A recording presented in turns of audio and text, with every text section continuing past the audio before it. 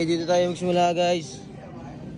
Tomato pizza, cheese for the family size. The pesto is the good one, the green sauce, parang green ganyan. Gusto nyo medyo diet kayo, gluten free, very good yan, very good. Yung mga mahilig dyan sa mga meats, ay, di ka magkakamali dyan. Tapos ito yung mga pepperoni na hindi cured, only. Very good.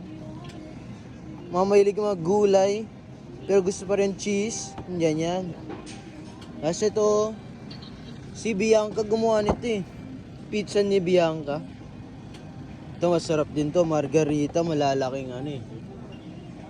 Di natin mapapangalan lahat yan, pero marami yan. Ito, sarap to men. Habanero sauce, the hottest of the hottest. Uy, sweet potato. Nag-collab pala sila niyan. Ito ginagamit yung mga Chinese din eh. Chenro chow. So, mga crackers, gusto yung mapunta sa Mars, spaceship. O mga mahilig dyan sa mga tatamis. The ice cream level. Uy, kalamansi.